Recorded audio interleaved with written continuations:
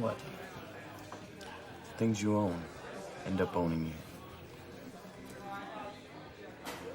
But do what you like, man. Did that come out clear to you guys? Like, Yeah. don't like the. Okay. I was just wondering. What's up, man? Happy Monday. Happy after Easter Day. Like, freaking chocolates on sale. Oh, It's awesome. I didn't even go to the store today. I should have got some chocolate. I just thought about that. But yeah, man. Like, it's March. I told this to Jay the other day. John. Like, he was like, "Hey, when do you want to schedule this for?" And I was like, March 9th or March 8th, I think I said. And he was like, "Okay, what's your time zone?" And I was like, "I think I'm 24 hours behind you. And you're in March." And I was like, "Yeah, I'm in March." He's like, "Are you sure? Like, what country are you in?" And I was like, "Oh my God, I'm so sorry, man. Like, I ruined that. I ruined that with the guy that owns the LBS." I was like, "Oh, there we go." that's it. It should be like, wrong guy. Change my name. Get But in the yeah, man. DeLorean and fix it. Yeah. Nah, man. But Sean, man, how was your day? How's your weekend? My day was good. We had off. We had Easter Monday off. My son had off, so we went toy hunting and figure hunting and stuff like that. So he got a couple of things. I almost finished off that new Guardians of the Galaxy wave and picked up my Iron Studios Zordon. Oh yeah. And yeah, the weekend was good. We went to my wife's hometown called Bridge City, Texas, about 15 minutes away from the Louisiana border. Spent 3 days out there and hung out That's with where this family. guy's from. I think so, right, John? Louisiana, Archangel, No, Alabama. Alabama. Same Alabama. thing. Same Same thing. thing. That's cool, man. Still a bunch of crocodiles out there. Yeah. I was gonna ask you, how's that? How's the dad life? Like, you both have the day off. You guys wake up together, or does he wake you up, or? I got asked to take my other son to daycare, so I still woke You got up told. early. You got told. Yeah, There's no asking and there. I was like, okay, well, if I'm gonna take him to daycare, I'm gonna run to Target really quick and look for something. Mhm. And she's like, fine. Wow. The boss. It's okay, man. That's awesome, though. How about you, John? How's your day? How's your weekend? The weekend was good. Spent some time with the family, good food, and relaxed. Day was good. Weather here is phenomenal. Yeah. So yeah, I went for a couple walks today to the park, and yeah, just been enjoying. This week's supposed to be crazy weather. It's funny you say it's beautiful weather, because that's what all I did. I was like looking outside. I was like, Yeah. oh my God, like I'm gonna do something that's gonna ruin this, so I'm not gonna move out of the spot, or I'm just like gonna enjoy the sun right here. 100%. It was good. It's supposed to be good, as long as we don't get another snowfall. But yeah, I'm sick of winter this year already. You called it, man. 8:03 snowfall. Wow. Yeah. But that intro is gonna lead us to our topic of tonight. I think it's gonna be pretty interesting to hear what you guys have to say. But so it says, in what ways has your collecting experience changed over time, like from beginning to now? I was thinking more of like, for me, my circle was just me and my brother, to now there's like 218 people in our on our Facebook group. It's just like I don't know if it's for the better or for the worse. It's crazy right now compared to what it was back then. Oh yeah. Oh, I guess Oh. Sean was Sounds like there's no Sean's discrepancy. out. Yeah, collecting's changed so much.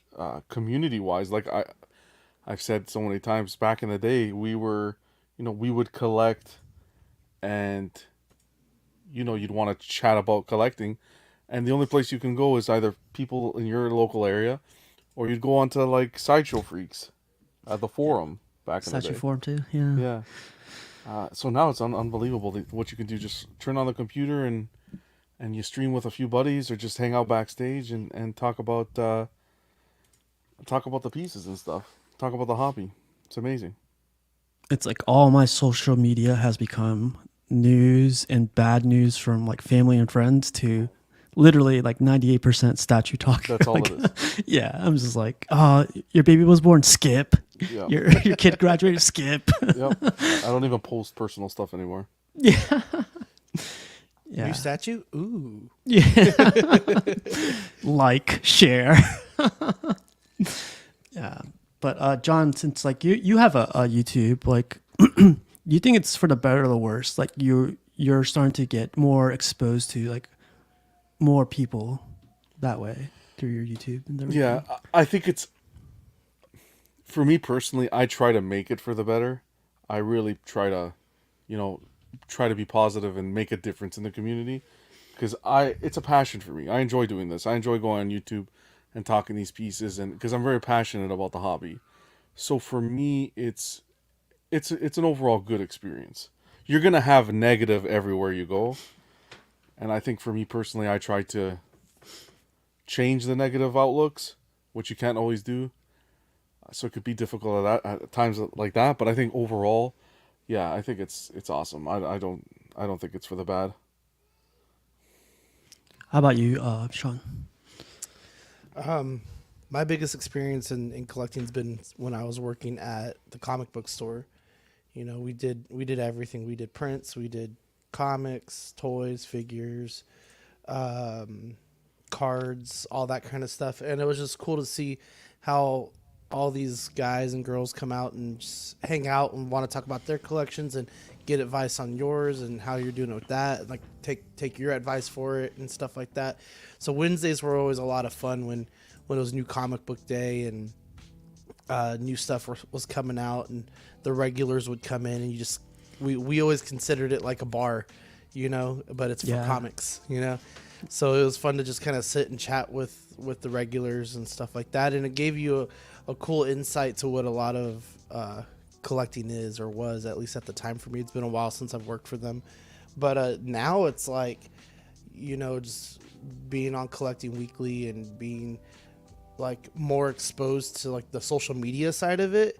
Like, man, I had no idea at the time. Yeah. You know, like how crazy it is, and it's only gotten bigger since I've been on and stuff. So it's a cool change, you know, because you get a more worldly experience in collecting and the ideas people are using to build out their collections and shelving and stuff like that, you know.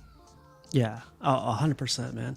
I grew from like a 1/6 scale statue saying like, this is my limit. This costs way too much for me to like continue on. I'll be happy with this character to like too much right now. Like I could have bought like a little car or something with all this stuff, but I'm still choosing to do this life. So for some crazy reason. But yeah, like collecting experience changed over time. Like in the beginning, it was definitely like you mentioned, Sean. It was small. It was just me by myself. In COVID, like I started during COVID, so I was like, and it was a little bit too much that you know, just being nervous to throw yourself out there.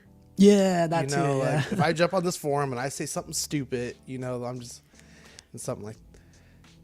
I'd be a lurker. I wouldn't comment. I was just like, oh man, that guy has an awesome like statue set up and everything. And then I got into YouTube, like looking at other guys doing YouTube, and I was like, man, like one day, like, and here I am now. So it's like John said, like it's for the better, depending on the individual. Like you project yourself towards like, you know, the better of it, or you could get into that like, you know, negativity where you get yourself involved with like, I don't want to say useless things, because it's what people's opinions aren't like useless or mindless or whatever. They can be sometimes, but like I don't know, John, like there's so many things going on with this whole collecting thing, right? You would think a bunch of collectors would be positive all the time. I think it's too many people want to control. Too many people want to control what you say, what you do, how it's done. The YouTube game, this game, everyone has to stay in their own lane. And if you have a YouTube channel, run it the way you want to run it. If you don't, then sit on the sidelines and watch the channels that bring you the content that you enjoy. Don't try to change people. It's just because then you start trying to change people, then the content that's being produced isn't genuine, and you don't want that, because then we have enough of that out there. Yeah, I think we're separated by like more than 3,000 miles, all three of us. But if you were down the road, I'd be like, John, man, what do you think of that Batman behind you or something? I want your honest opinion, you know? Even if it's like you living 2 miles down the road or you living 3,000 miles down the road, it's I want the truth, man. And I think it's so important as someone that's streaming and on YouTube or whatnot, or just in general, to be honest and not sugarcoat the stuff, because you have viewers that actually take what you say to heart and, you know, influence decisions and so forth. So you should always be honest. Yeah. That's just Ye- how I look at it. From the very beginning, I follow like big YouTubers. Like I don't want to name them all, but like Yeah. very highly visible YouTuber statue guys. And I've always thought they were collectors themselves. You know, I thought they were doing it for the passion, for everything. But come to find out, like I guess a couple of years later, like they're still there. You could like get a glimpse of like, you know, the collector's still in there, but they're taking the marketing side a little bit more. It's becoming more dominant on like the collector side. Yeah. What do you guys think on that? Like, do you guys, I don't know which YouTubers you guys follow, but like the guys you follow from the beginning to now, has that changed at all? You know, for me, it's like early on, I would, like you said, I'd follow some of the bigger guys, whether it was in statues or hot toys, figures, 112 stuff. And it just kind of got to a point where it got to be too much. You know, Yeah, I was trying to watch too much. I was trying to see too much, you know, and that was all with me working at the comic shop too, you know, so I was like immersing myself every day. And it almost got a little like, oh, this again. Okay. Yeah. Okay. I know what you're going to say, you know, and then it just got to a point where I didn't have time to watch it, you know? Yeah. But like, are you still following the same ones that you did 2 to 3 years ago, or are they? Yeah. I mean, they're still on there, you know, and if it's something that I absolutely want to get an opinion on and I know that they do good reviews and stuff like that, I'll focus more on that than who it is. You know, if they do a good review of a figure or something like that and I need to know because I want to get this thing like ASAP, then I'll watch it and I'll go search it out. But it's changed from like it being almost like regular TV, you know, like watching that instead of watching whatever's on television, to like, well, I only need to watch it if I'm searching out something now. Oh wow, okay, that's changed. Okay, that makes sense. To me, this has become TV for me. Like, Yeah. I don't watch TV anymore. If like my friend wants to watch something, I'm like, I'll watch it with you, but like, you need to catch me up. I haven't watched anything. Yeah. How about you, John? I used to watch. I still watch. I try to support our guy, like our friends and the people that are close to us in the streaming. I try to do that, but I kind of tend to stay away at the same time as well, because I just want to, when I do my show, I want to have a fresh perspective. I don't want the perspective to be tainted.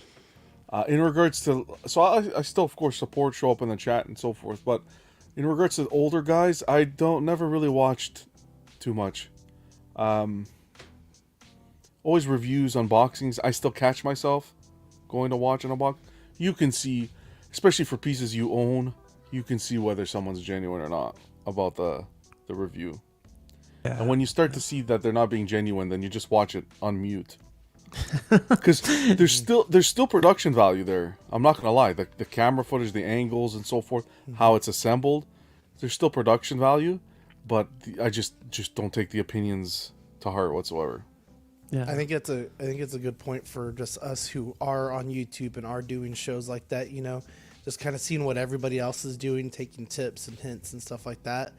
The last thing I was going to say on that part though is like, it gets to a point, at least for me with dad life, you know, that I don't have time to sit and watch a 10-minute review anymore, you know, or even a 6-minute review. You know, we're downstairs most of the time watching the kids shows, watching Blippi, watching Ryan's World, you know, so we're still watching YouTube and stuff like that. And it's funny because like the kids have gotten into watching other people play games, like the handheld games. Oh wow, the I've seen handheld, that. but the handheld games like off the phone. That's crazy. You know, and stuff. And they're watching like Tall Man Run and how many points this guy's getting and watching all these other games. So it's kind of cool to watch, you know, it passes the time, but at the same time, like I would like to watch something I want to watch. And that typically doesn't happen until 10, 11 o'clock at night. And by that time I pass out. So Are you, Steve, are you also referring to like, or alluding to like monetization of channels and how it changes? I mean, you could add if you want to add that. That's fine because like that's something I think gets overlooked at a lot. I think it's such a stigma, and I think we need to get over it already. Look, I think the community's split up, and it shouldn't be. It should be one overall group of people enjoying the hobby. But unfortunately, at the current status, it's split up. It's split up between people who started collecting where there was no YouTube, there was no nothing. It was just straight passion for the hobby. And then now you have YouTube and everybody and their grandmother's monetized. And it's like going through a jungle trying to decide who's giving you a valued opinion from the heart and or who's just trying to make the money. But I think at the end of the day, as a viewer, that's something you need to decide as to which content you want to watch. These guys that are after just the money, you can tell. But at the same time, there's nothing wrong with that. If they want to go down that path, go down that path. It's the viewer that allows them to go down that path and to make those decisions to monetize and make money. And some people enjoy that content. Go ahead, enjoy it. I feel a lot of people say, "Oh, the community is just a business. It's a business." It is to some people, and to some it isn't. But I find like I don't know. Certain people have opportunities and so forth. I could speak to my perspective. If a company approached me and said, "Jonathan, here, we want you to advertise our product. We want you to unbox our product, show it off to the community because we like how you work and the kind of style that you do," which this is all hyperbole. It's a trap. It's a trap. I would jump at the opportunity. Anytime you can turn a passion into a hobby, into something that can help you, like I don't want to say work, but like that can fund the hobby, I'd love to. But there's one huge stipulation, Caveat. Yeah. one huge caveat for me. I say my opinion, and that's it. Yeah. I don't change my. If I open your piece and it's I don't like the piece, I don't like the piece. That's it. I'm not gonna sugarcoat anything. So I think that's the fine line between how people turn this kind of into a business and people producing content out of passion. Is that fine line's not met. They're sugarcoating because that's what the company wants. So you want to make the money, you're gonna have to essentially lie and give a false opinion. I'm not into that personally. I think sometimes too, though, you got to be careful when you turn like a hobby into a job. I mean, you get overwhelmed with it. Or there's a word I'm thinking of, and I can't think of it right now. But just like losing that passion for it. Like, oh, okay, we're doing this again. I mean, for some people that could be a real thing. Yeah, like this is definitely my hobby. Like I don't do this to make money. I don't do this to I don't mold or sculpt any of this stuff. I collect this. This is my little collectible room, and it's my little trophy room that I have in my little house. But it's definitely a hobby. But when it becomes, how about if you were approached, Steve? It's a hobby for everybody now. This is just a hobby. But if someone approached you and said, "Hey, Steve, we've been watching your content. We really enjoy your content, and we want to give you this opportunity." That's something you turn down?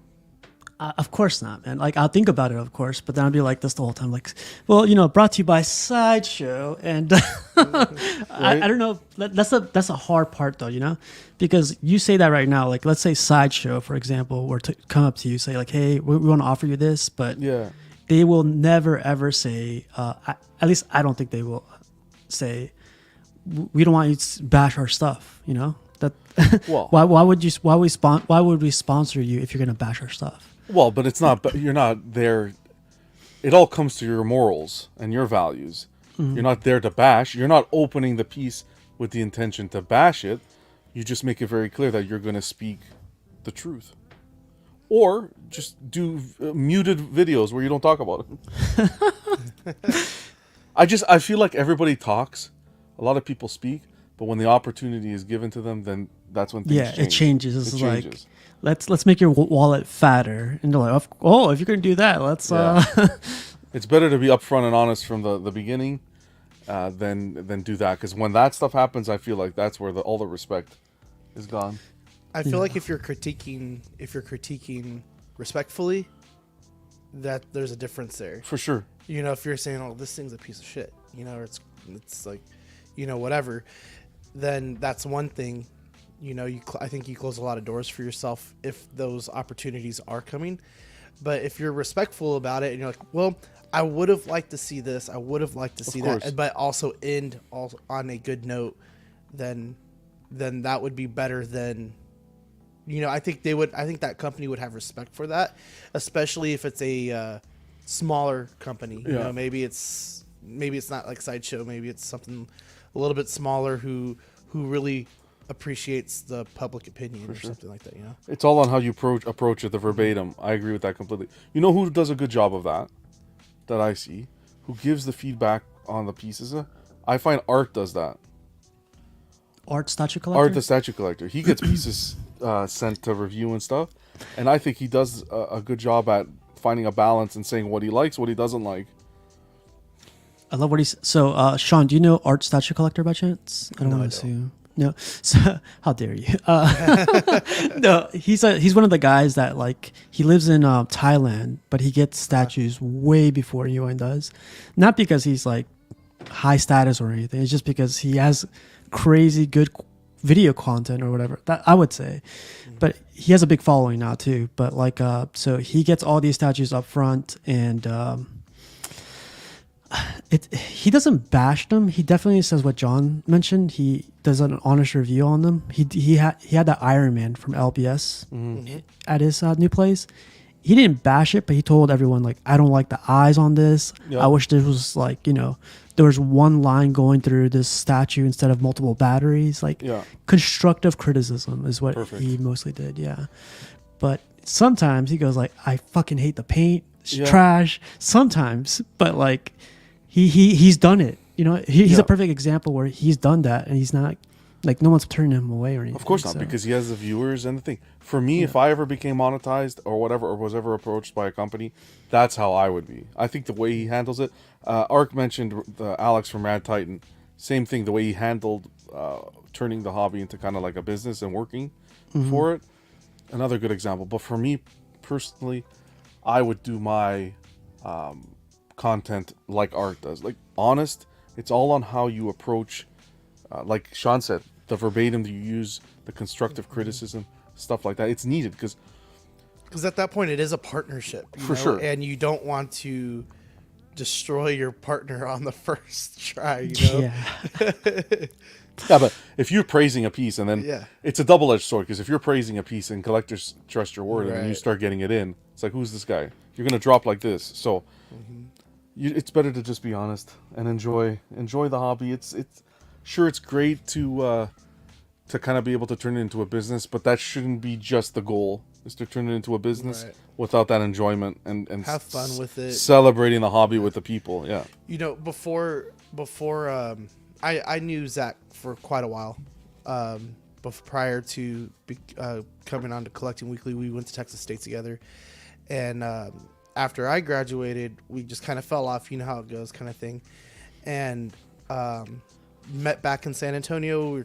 Oh, you collect this, I collect that, you know, remember this and that and stuff. And in the back of my head is I'm like, man, you know, I would not mind doing like the podcasting thing and trying to figure it out and like understand it, you know. So I went as far as just buying some cheapo mic off of Amazon. Just had the whole set, you know, had the Phantom power source and all that kind of stuff. And then about I don't know, maybe like 2 or 3 months later, you know, he asked me, hey, would you want to try this? You know, I was like, yeah, you know. And that's kind of where it started for me. And that was a big change in my experience because, you know, meeting you guys, you know, and learning about other companies and other perspectives. You know, because my perspective was my perspective, and then whatever I learned from the shop I worked at, you know, which wasn't always the best perspective, but a lot of people appreciated the opinions. Yeah, I think we have that in our groups too. Like there are people that read all the comics, like that's all they do. They read the comics. They have more of appreciation for the statue, but sometimes it goes like. To be upfront, sometimes it backfires because some of them I feel like if you don't read the comics or watch the movies, for example, you shouldn't be collecting these statues. It's That's like when that you slap stigma. 'em. Yeah, it's like that stigma was like, well, why are you collecting the statue of a character that you don't even know? It's like, You know, it's a big thing because, you know, what I realized, I love comic books. I love comic books. But what I realized was I was reading, and then putting away. And all I really got to appreciate were these black boxes that were sitting on my floor, you know, presented neatly. But as much as I love comics, I think I might have more of an appreciation for the figures and the statues and the thing that I can like pick up just off a shelf, you know, like go into a room and just like look in awe of the things that I have, you know.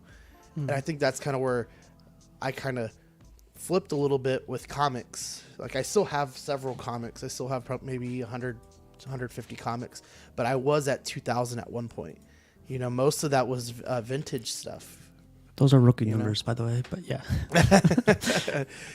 Hey, I had to be good. There was a balance because they ended up in my master room for several months after we had our second kid. So I had to be good about it too. it's funny that you mentioned that because like my friend had twins probably 8 years ago, and I swear his collection room was, he never had statues. He had comics, but he probably had 80 to 90,000 comic books, he said. And I was like, there's no way. So he pulled up the drawer. One of them had like It's 100 easy to comics. do. Another one had another 100. And then I was like, what are you going to do with this, man? Like, I want to give it to my kids. Like, your kids aren't going to want this. But I remember one book he showed me. Like, I just remember the price. The price, I think it was a Hulk, one of the Hulk ones. But the price for that one was like $80,000, like Jesus. 10 years ago. So I was like, well, you know. It's, I'm like Ark. I started collecting the statues and stuff before reading the books, just for the art and the way the characters were depicted. I wanted like a real life representation of the character outside the book, because the whole master plan at the time for me, the focus, if you will, was to take some of my favorite books, pose them next to a statue or a figure with a comic behind it, you know, just kind of giving it more of a story of why I have it, I guess. Yeah. Yeah, of course. I think that's what we're all trying to do, like emulate within our statues or collectibles something that we saw on a comic book. What's it called? Let's see. So that's another question. Oh, of course. This is perfect timing, man. So I was going to ask you guys, his stuff is still loading up, but there he is. What's up, Brenton? What's How's it up, going, Brent? man? Who's this guy? How's it going? Good, man. How are you? I'm well. Wow, that excitement! I love it. It's wow. I know. Happy Monday. He's mastered it. Don't worry. You didn't know that Eeyore was my spirit animal? So actually, I had a question for you guys. Like, I want to get back Kingdom Come, like the Superman thing, the omnibus. I have that, right? And I read that back and forth probably like 4 times since I got it back in November or December, and I just love the story overall. But I was gonna ask you guys, like, is there like a finished story that you guys recommend I should read? Whatever, X-Men, Batman, but it's completed already. Is there one that you guys recommend? Daredevil Born Again. Of course, Daredevil. Let me write it down. My two, because this is how I got helped down the line of reading comics, is Civil War and Age of Ultron. Those are two of my favorite storylines. And the cool thing with the Age of Ultron storyline is I had bought every single tie-in, so I got the comprehensive story, like everything, you know. And I love that story so much. That's kind of what kicked me off into comics and stuff like that. And I at one point almost started tailoring the collection towards that. That's what I'm afraid of, man. I start reading all these books. I'm enjoying these books a lot too, but it's also like if I start reading this Uncanny X-Men, I start reading this Daredevil Born Again, I'm gonna be like, hey Brenton, that Daredevil behind you, you had a point. You had a point, man. Like I gotta hunt it down now. So Ark said a good one. Something is killing the children because they're doing the Netflix show. That's a good story. Apparently, that's a really good story. That's It's- a good one. Sweet something is killing Something the is children. killing the children. Yeah. There's I think it's by Boom Studios. Another good one is called Grass Kings.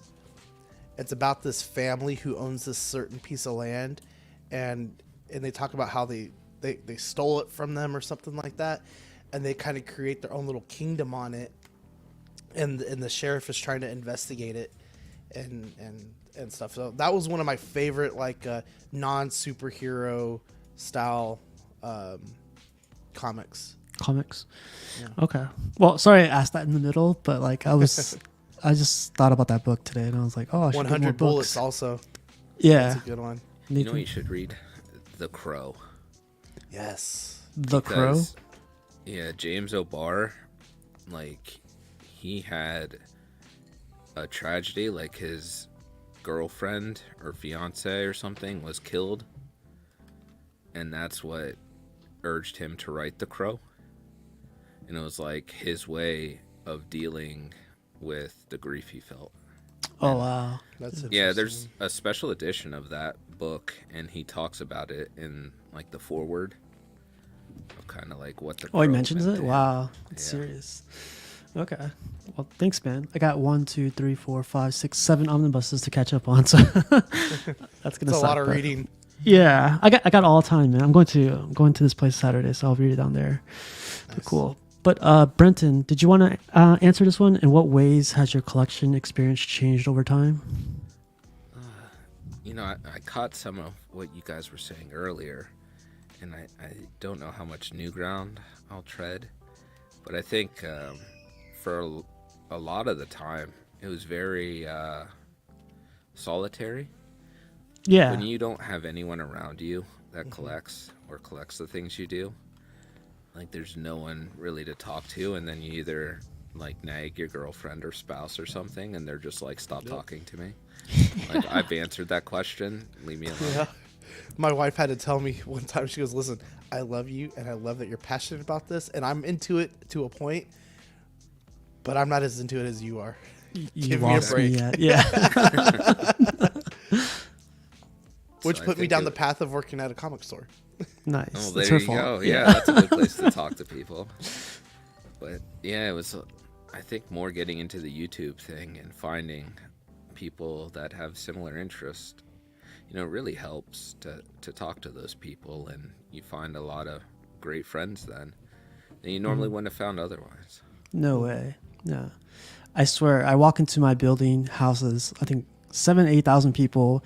I look at all of them and I'm like, please, someone's out there, man. Someone's in my building. Someone talks about statues or whatever. And some people talk about comics, but it's not the same. You know, I like talking to them about some of the stories, but when it comes to statues or whatever, it's not the same. So you brought up YouTube, Brenton. Like, has YouTube, like, you're part of the CW crew. Like, has YouTube changed from from when you started to where you are now? I think it's just how much you want to participate and watch has changed. Like, I think there's definitely this line of balance that you have to find, because you can really overdo it in just all the streams that you either watch in, or the more friends you make, how many days a week you participate in stuff. Mm-hmm. And I think there is a burnout to it, or that, you just don't mesh with certain people at times. So you get these kind of collecting ideologies of how you decide to collect things, Yeah. and then Or- you find that no one, or like people aren't the same as you, so you kind of butt heads to a degree. Mm-hmm. And I think it's hard you have to get to a level where that stuff doesn't bother you, and I think it takes time and practice and patience. And I don't think we all have that, or at least. Yeah. I mean, we also come from like different backgrounds, different age groups, different it's different financial statuses. So it's definitely, I think people forget that too, where some of us are probably like 40, 50 years old. You know, we're financially stable compared to people that are less younger than us, where they're, you know, starting to come up. And this is probably not the best thing to start out with. Yeah, so it's hard because you like look at people and see what their collections are, and you know, see pictures they post, and you have to always kind of remind yourself that, you know, you're not in a competition with anybody. Like, this isn't who gets to the, you know, most 1/3, the fastest, or has the most, you know, grail pieces as they're called, or anything else like that, because, you know, sorry. No. I'm gonna start doing that. Got distracted. I'm just listening to Brenton, and I'm just. Look, Well, I'm sorry. I mean, we all come from, like you said, different backgrounds. So if you try and compare yourself to others, you know, they could be at a far different place in life with their career, with their children. 100%. That, you know, their means of collecting is so much different than yours, and you have no chance of like trying to compete with that, and you shouldn't. You should just buy what you can buy, and buy, you know, what tickles your fancy, what you enjoy. Then I think sometimes you get caught up in the, we need to compete against each other or something, and I don't know why. Like, you don't even consciously think about it; it just happens. Yeah, I agree with you. People need to stay. People need to stay in their lane, I think, and I think that's the stigma too that YouTube brings along is the whole competition. Who unboxes it first, the fastest? It's stupidity, and I think that's where a little bit of the passion is lost in the hobby. But that's why we're making collecting great again, right, guys? I think that's where like our experience has changed too. You know, from the very beginning, like I would watch my favorite guy, Cartel from Hell. That guy was like always the best for me, and I was like, one day I want to be like that guy, like, or have whatever he has. He had the cleanest room, cleanest table, and the way he would pop his knife to like unbox the boxes. I was like, man, that's a badass guy right there. But then he disappeared all of a sudden. You know, I know what happened. Like, it was more like personal things, but nothing bad or anything. It's just when he disappeared, I started like looking for others, you know, like, yeah, it was just some people you do want to emulate, like their style and everything, but it comes with experience too of what degree you follow them to, you know? Yeah. Yeah. I think that's where I. Sorry, John. Go no, ahead. no, go ahead. No, go ahead. I was just gonna say that, you know, when you're on YouTube and stuff, and you get to the point where companies recognize you and they start sending you stuff, and I think Sean touched on this a little bit earlier, and you guys were talking about it with art, how you review stuff, and then you find yourself that you're like, well, I can't be myself. I can't give a true opinion because of what the sponsors or promoters. Oh yeah, because you're gonna have to answer for it, and you're on a fine line then, and then you know, what kind of service are you providing at all at that point? Why are you doing it?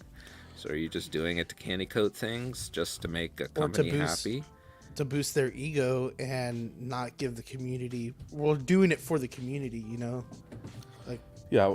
Well, we can't put an umbrella over all the YouTubers with that kind of concept, because there are some, again, like we were mentioning with art, that stay true to how they feel about a piece. Of course, there are going to be some that will kiss the company's rear end because they're getting the money, they're getting the fame. You just got to be true to yourself. And like I always say is, I feel like those are the kind of people you can see the content and how different it is. And again, you're going to get burned once with a product that's being recommended, and you're going to know right away that it's baloney. Yeah, but some of those guys are okay with it too, of being that way, and then I think some of them aren't, and they feel like they really compromise themselves, and they don't want to do it anymore. Well, then no one, like at that point, if it's affecting you mentally, or affecting the way you're thinking about the hobby, then maybe you should step away. How about you, Sean, man? Like you're in the 1/12 world. I'm sure that world is huge compared to our statue figure world. Like how is that going for you? Like YouTubers, are they? I mean, a lot of the ones that I follow are already sponsored and stuff. So I'm like, damn, they got this in January, but we're not supposed to see it till like May, and then it kind of becomes a rush to find it, kind of like I forget who was saying it, but like the first to get it. And then, there's those guys who can just go out whenever they want and go to Target at 6 a.m. when they open, or go to Walmart when they open and stuff, and they'll go and pick it up and stuff. I think the one thing that I've always tried to remember too is, while this is a hobby for me, me buying that character in general is a lost opportunity for maybe a kid to come back and buy their first Iron Man, buy their first Guardians of the Galaxy, their first Batman, and it gets me thinking sometimes about a lot of the scalping that's done with the 112 stuff, where they'll just wipe out a Walmart, and certain Targets will put limits and stuff like that, or other retailers will put limits, and then you go and find this figure, the kid who really wants the Iron Man or the Batman, Superman, whatever it is, and now you're paying $50-$60 for it, as opposed to the 25 it was, where the parent is like, you know what, he loves this person, she loves this person, and they just want some kind of representation. And that's what I have to balance with too, because I'll start getting that itch of like, oh, I need to buy, and then I'll buy a whole bunch of stuff and be like, well, I need to leave one, or I can pass on this one, You see John's face? John's face is disgusted. He's like, you don't leave nothing behind. He's saying, I'm just, just. Well, Sean, I think you bring up a good point, though. You have a good heart in that direction, but in the reality, I don't think kids are buying action figures anymore. I know when I was a kid getting action figures, you go to KB Toys or Toys R Us or whatever, and I think they were like $3.99, the price of a comic book at that time. Yeah. Wow. I don't like. It's hard from a parent's point of view to be like, I'm gonna spend $25 on this action figure that you're gonna. I don't know what you're gonna do to it. You're probably gonna lose it. It's gonna get thrown in the ground. It's gonna be lost. The pieces are gonna, like, probably as a collector, that probably kills me a little bit inside when you just like lose every accessory that comes with it. But that's just being a kid.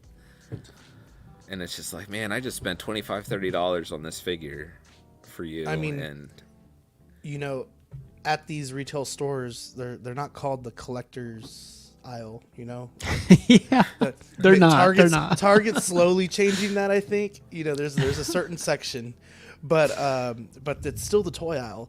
And I think for a collector who goes to Target or Walmart's or other retail stores to find their figures, I could imagine how disheartening it is for a kid to go and be like, let's go to the toy section, today's the day, and the pegs are wiped.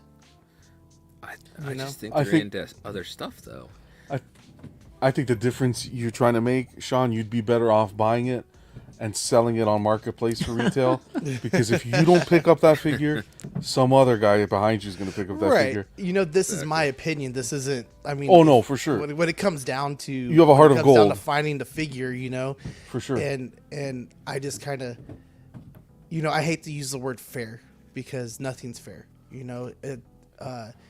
But I don't agree when these resellers are trying to buy 3 or 4 at a time and then go flip it. I commend you for that point of view, because a lot of people don't think like that. Even like comic books, you see with comic books, you hear, a first appearance is coming, boom, they'll clear out. Well, and kids aren't buying those either. I mean, at $3.99 a book. Like, and this might just be the path I'm putting my son down, but he knows if he's off, that there's a good chance we might go to Target. There's a good chance we might go check out this place. So, I mean, I went to 4 of them today. And I mean, there's still kids in the aisles. They're looking, I mean, I'm sure it's more geared now towards the gaming, because they're doing the same thing. They want to watch the gaming, and they want to watch their favorite gamer on YouTube and stuff like that. But I still think there's a lot of kids out there, and when it comes to the 112 stuff, like we call it collectibles, we call it this or that, but that could be one of their only opportunities to get that figure. sure. Or they're stuck with a figure that is just crap. You know, they're like Titan. I think it's called Titan figures or something like that by Hasbro or whatever. You know, the arm moves straight up and down and that's it, you know, or something like that. But Bro, Sean, that's just me. if you're going to 4 targets, strap a GoPro to that forehead and start filming it. Toy runs or whatever. What do they call them? What do they? Yeah. What do they Toy call hunts, them? toy Toy hunts. Yeah, yeah. Yeah. I see Today was a a couple one-off, YouTubers man. do It's a that. holiday. That's awesome. Bro. That's crazy, man. Yeah. It's good question, Sean John. Like for you guys, how does this compare to the statue world, John? Like J&D, would you say people are buying those more for like for flipping them? Yeah. So do you know about J&D, Sean, by chance? I've heard about it. You've heard- Not done a So lot they're of research on it. basically $2,000 plus 1/3 scale statues. Their portraits are made of silicone, but supposedly they sell out really quick, you know. But people buy them and flip them for like 3,000 or 4,000. You know, they craziness. make some money for them. I mean, they do sell, but that's something we have in comparison to your 112 scale stuff, Yeah. which is high dollar value money, or I'm sorry, statues. It's it's funny to see the world, all these worlds freaking have similarities, even in like cost and everything. See, it's You know- that's how collecting was though, even for statues. Like back in not too long ago, I'd say 7 to 10 years. That's how collecting was with the sideshow. Was people would buy one, have a separate sideshow account to order another one to flip it, guys. Yeah. But we're in a time where sideshow was by themselves. You could take Doom on Throne, which was at 500, and flip it for 4,000. So people were doing that, and I think nowadays a good comparison to see how it would work is, or the latest comparison is that Ivy with 250. Let's see how many of those are going to hit the market. Yeah, let's see how many of those are going to hit the market once she releases. You know, Jose's selling that for 4,000, right? This guy Oh right man, here. I'll take 2, Jose. I'll take two. Yeah, that's crazy, man. How about Brenton? How's that going in the comic book world? Are there like known flippers in the comic book world? Oh, all the time. You know, that's always dislike the spec buyers. But How dare you. it's just a. Well, I mean, that comes down to, you know, it's funny because everything how you feel about stuff is just your perception of it. So, you know, some people just like to buy spec to, you know, maybe they'll hit on something in the future. Some people like to just buy to read, and it's just how you want to spend your money. That's it. So, you know, it all comes down to perspective with all that. So maybe, you know, I know flippers are villainized to a degree, but, you know, maybe that's just what brings them joy, or that's how they fund things, or that's their job. I don't know. Yeah. Oh, what do you guys think of Archer's question right here? It says, do you guys ever think filming unboxings, toy hunts, or contours make you miss the joy in the hobby? Trying so hard to let others in on the fun that it takes It's it a very from good you? question. Yeah. You know, for me with the hunt, it kind of got to a point where I couldn't get out as much. You know, doing sports teams and traveling every other weekend and sometimes every weekend, and stuff like that. And it just got to a point where it's like, I'm tired of hunting. I'm just gonna go pre-order it. You know, so I kind of got burnt out that way. Yeah. Where it was just like, you know what, I'll just pre-order it. When it comes in, it comes in. And then I just got tired of waiting. So I was like, okay, well, I'll just casually start heading to stores and see what's going on again. And, you know, it's ebbs and flows, I think. Mm-hmm. You know, I could see that. Sorry. Go ahead. Steve. Go ahead, John. No, I was just gonna say, I think it's your whole perception of what makes you happy. Some people will enjoy kind of including the community in the unboxing process, or recording it and sharing it with the community. It all depends on what makes you happy. I don't know. If you're kind of the person who tailors who tailors your reaction because of cameras filming, then yeah, I can see how it can impede in the unboxing. But if you're someone who's just genuine, you open it and you react the way you would if you were by yourself, I can't see it. It doesn't bother me. I enjoy sharing it. I do miss doing it live. I used to do it live a lot more, and that was fun. Like we had, oh my god, we had so much fun. And you could see, like, even if you watch that Thor, it was like I was unboxing it by myself. We were all together. It was like a hangout. Like you almost forget the camera's rolling. But now with the little one, I've been doing a little bit more pre-records. I still enjoy it. It's just for me, it's more doing it by yourself as opposed to when you have a group of people with you. I feel like it's a little bit more fun. Yeah. Everyone's reaction, everyone's opinion. That's 1,000% why I do it. The live unboxings, man. Like it's awesome. the sweat and like how you guys always said, like you can't like unbox it out of the camera. You got to do it live. Yeah. Take the box out. It's like the struggle. I hate doing unboxings by myself because it's like, okay, in the moment, sure, you're kind of enjoying, but once you construct it, it's like, what do I turn to my wife? Did you see this? And she's like, yeah, can you get it off my counter? Yeah, exactly. Like, Yeah. look at those foam on the ground. What the fuck? exactly, 100%. So that's kind of why I like doing it with a group of people. It's fun. You know, with this question, it makes me think about, there's those people that just love to either film or take lots of pictures, like everything they do in life. Like they go on vacation, Oh and yeah, they just take Vloggers. tons of stuff and Vloggers. they just share it all the time. And like they'll order food and they'll take a picture of their food Yeah. and they'll post it. And I feel like that makes them happy. And those are probably the same people that would like to film at toy hunts and cons and everything else. Whereas I'm one of those people where like I don't think to take photos of anything. I'm just like living in the moment, I guess, or like being Passive present. about it. Yeah, it's like I don't need to share this, and so it just comes down to the type of person you are. Yeah. You know what's I know. funny? Like when I go to conventions, I'm not looking for like statues. I'm not looking for like other celebrities. If I hear that one of you guys are at the con, I'm like, where are you? And like freaking like Keanu Reeves could pass me. He was like, get out of the way. I'm looking for row 6,000. My friend is over here. I'd rather see you guys than like anybody else. I feel like that's like, I got to experience that at a New York Comic Con. I got to see Rashid. I got to see Jarhead. And man, that convention was packed. I was like pushing through just to go see them. And I was like, man, like I saw them. It's like, there's the guy I've been talking to for like a year behind camera, and now seeing him like in person, it was cool. Definitely. I don't know if I could do toy hunts, man. Toy hunts. I like seeing people do toy hunts. It's Yeah. it's like a whole nother level. Toy Yeah. hunts. It's tough. Going like this, going inside.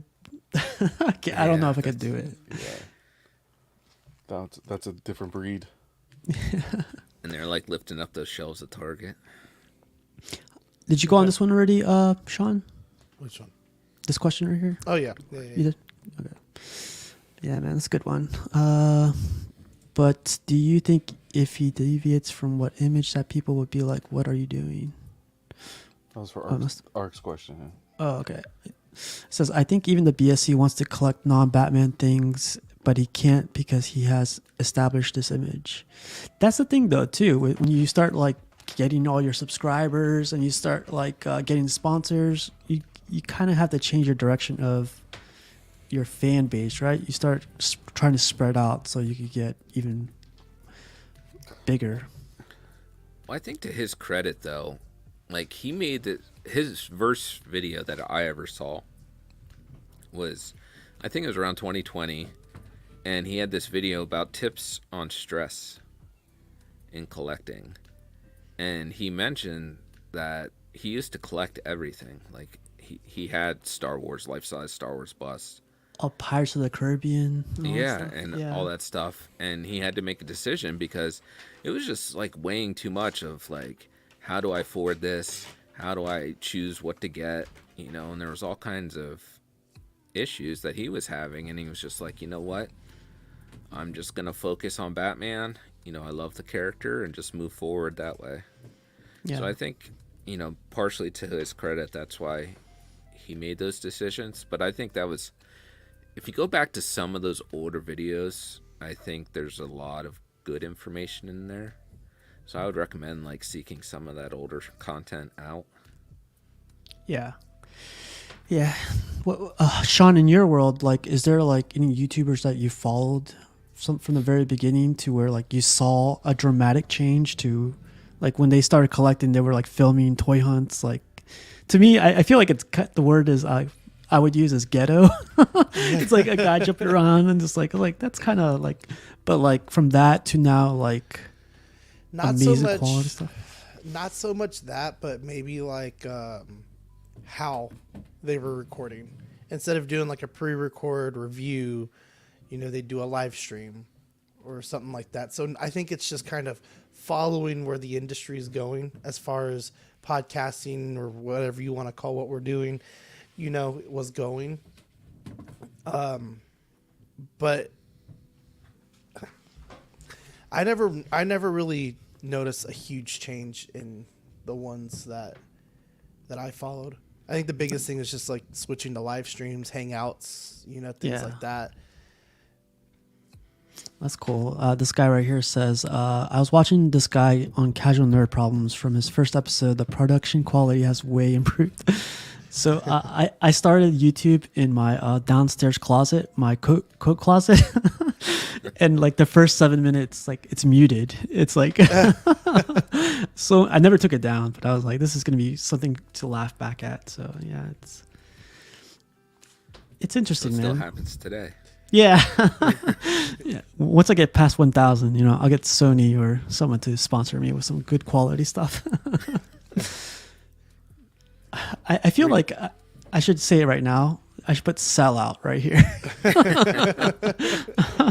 I told you guys. Nah. But isn't that like in any industry? Because when I think about that stuff of like, oh, we stayed true to ourselves, and then there's like the sellouts. The biggest thing that comes to mind is like music. Yeah. Like, that's when music's you number like one. think of that kind of stuff of like, oh yeah, that band's a sellout. Yeah, they went mainstream. They Did didn't you guys stay poor in the underground. For Resident says, I learned how to use a ladder when I Wow. watched John unbox. You need to see it. It's That was funny. crazy, that unboxing. I'll never forget that. That was an experience. Would you guys I'll ever never do forget this it either. on your YouTubes? At the end of your videos, you should say, and you can be our sponsor. It's not a bad idea. See who catches on to that. But yeah, man, like I think that was fair. I think we're at 58 minutes, and that question we had earlier today was, in what ways has your collecting experience changed over time? I'm hoping it's for the better for the most of everybody. I do have to say, like, in the very beginning, I collected everything I could. Like, watching BSC, like seeing all the Batman rogues behind him, I was like, I want that. I want that setup. Then I jumped to freaking X-Men. I was like out of control, man. Like, and then like the room that had all my boxes, I was like, this is starting to piss me off. I hate opening this door and seeing a bunch of useless boxes. But then I think it comes with experience too, right? Like everything we do, like people could tell us everything. I could tell Brenton all day, like, don't buy that one, don't buy that one. He still buys it, you know. Everyone has to do it themselves. But Gotta learn the hard way. Hey, those boxes aren't completely useless. We're gonna learn that within the next week. okay. But I don't know, it changed because the hobby got more expensive. You know, I kept graduating too. to more expensive hobbies. Yeah. It's what like Pudgy once alluded to is like here's an engine right here, like he was Oh, pointing, don't do here's it. an engine right here, here's like a new exhaust system right there. I was There's like, the tinted windows. it is. It's Yeah, but so it's true. fun. It's fun though. Like I don't spend money on anything else. For me personally, I don't go partying. I don't drink, besides coffee. Other than that, my money goes towards the family and hobby. I don't spend on any because it's the only thing that, well, not the only thing, but it's one of the only things that bring enjoyment. I don't go buy PlayStation 5s and this and that. Time to cut out the family. Wow. Jesus God. Christ. Just collect responsibly, but enjoy it. Don't need so many rules. I think a lot of people have too many rules. Like cookie cutter. Well, I think they do that to keep themselves in check. Because if you have no direction and no rules, what's to stop you from just going wild and just being like? Well, yourself, right? Your self-control, I think, is contained within those rules. Like if you set guidelines for yourself or rules. Life has too many rules already. Oh man, It's a trap! you gotta have that in the back of your head, John. But man, so I guess another question from this, going on from this, did you guys see yourself where you're at right now?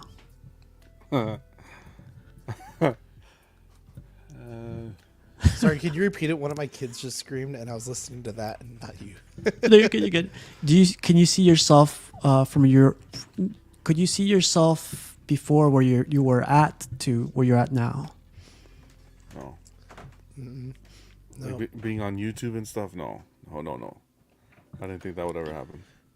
Just the collection in general for me. You know, like I was kind of reflecting on it with my wife, and just like, you remember when I just used to do like pops, and then I got comics, and then we kind of like halfway bought this house because I needed a space for all my stuff. Yeah. That's another dynamic there too, though, man. Having your spouse having to deal with you and the collection. How about you, Brenton? That's a whole different ballgame. Yeah, I don't think I ever saw collecting statues. And yet here I am. It just felt like the natural progression, because it was just a realization one day, where you're buying either 6-inch figures or, Hot Toys, and you're like, okay, I set them up and they just sit there and I don't touch them again. Yeah. So it's like, why am I doing this? Why am I buying these? You got And two they add up. pre-ordered. Yeah, they do add up. It's like death by 1,000 paper cuts when you're buying the smaller stuff. I was talking to Franco Carlissimo backstage, and he was like, one of the guys was like, "You don't collect statues?" Like, I don't, but I collect books or art books. He was saying because like they take up less space, and it's basically taking the soul from the artist and putting it inside of like a book and putting it away inside his bookcase. Takes minimal space with maximum. Wow. Yeah, That's a I good was way like, to look at it. crazy guy right there.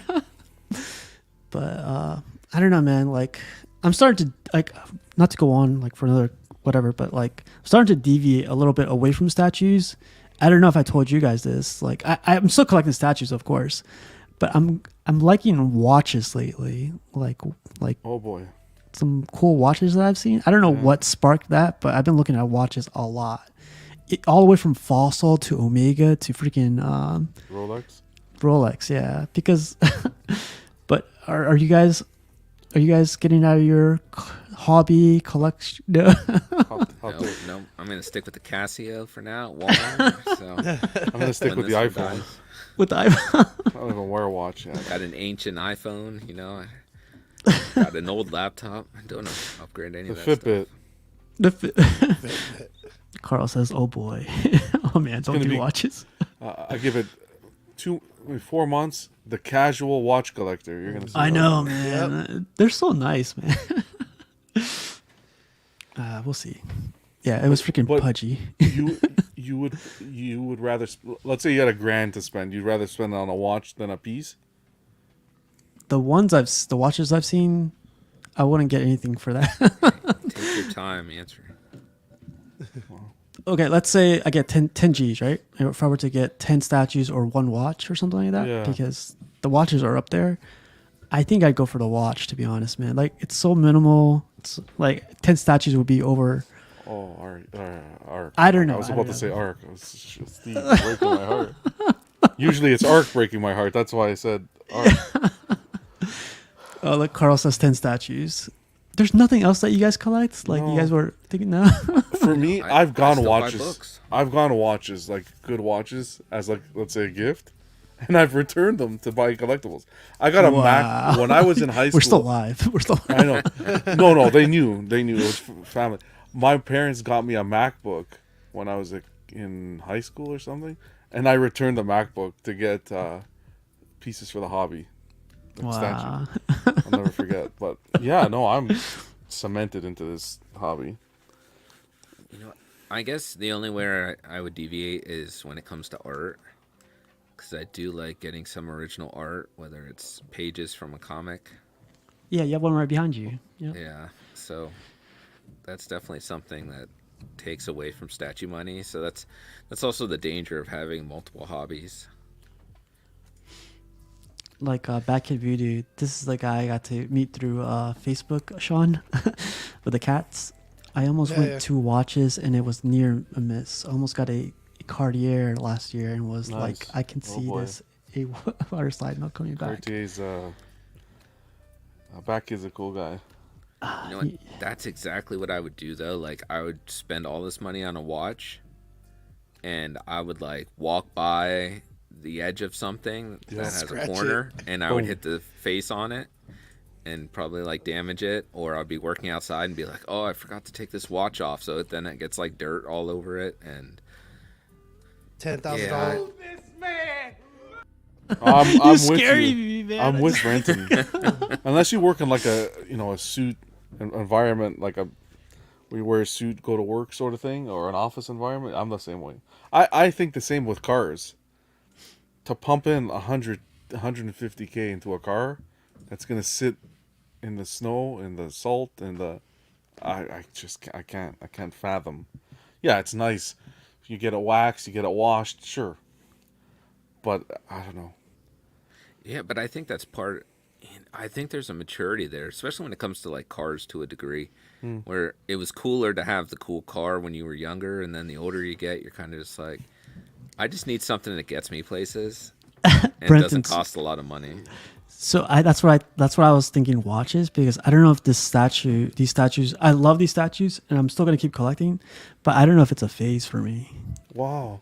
I know, right? You're killing me tonight. I don't know, man. I love them. I love the Superman. I would never let go of the Superman, but it's just like, You know what it is? I think when you sell and you clear out a collection, and when it goes quick, and then you look at the bank account and you see, fuck, this is how much money I had sitting in this room. I think you take a step back. You're like, shit, is this something that I want to continue? you see what this guy said? He says, Steve, we need an intervention. I think so. But I would do what Ark said. Fish tank? Yeah. I would do like a salt water tank setup. Yeah. Yeah, he has one. Yeah, I would do something like that. That'd be really cool. Because you can really, really personalize it with the kind of fish you want, the corals and stuff. That would be cool. I would do. I'm a certified scuba diver. I think I'd start going to more exotic places to go scuba dive. If I just got rid of the whole thing. I have played that question though before. Like, if I had $10,000, what would I do with it? For the collection. And there's 2 books, Iron Man or Tales of Suspense 39. And I think it's Astonishing Tales 13. I always get it mixed up. It's either Astonishing Tales 13 or Tales to Astonish 13. The first group, all that would be right around $10,000. But then, like, if I had it in hand, I'd be like, do I really just want to spend it on the comic? Yeah. Or I could do so much more with this right now. It's scary. Yep. So, Steve, what you talked about earlier, this is an interesting point. So you're saying that you don't know if this is a phase necessarily, and do you think that could be that's partly due to not having that large comic background? Like, you don't necessarily have the comic connection to the statues that someone else may have, where you bought them more based on their art. Than you do like maybe the meaning to the stories, and then having that reminder to that.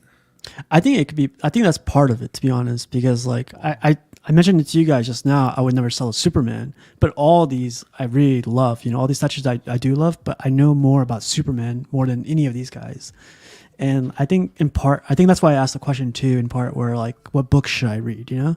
And I should start reading more books on these characters, you know, Thanos, and everything. So I think that's something I should consider. Like, I should consider reading more about them or getting more involved in the You know, I background. highly recommend reading because one of the reasons is it's fairly inexpensive and it can be time consuming.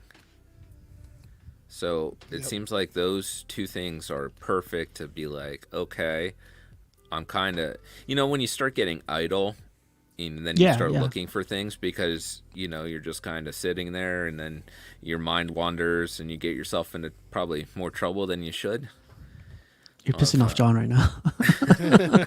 Why? No, why is he pissing me off? It looked like But you're like, oh. I think with reading, Okay. that would really help with that. So, you know, you can just be like, oh, now it's time to read this. I can sit back and read for a while. This will take me a week to finish this, 2 weeks to finish this. And then, you know, it just helps move time.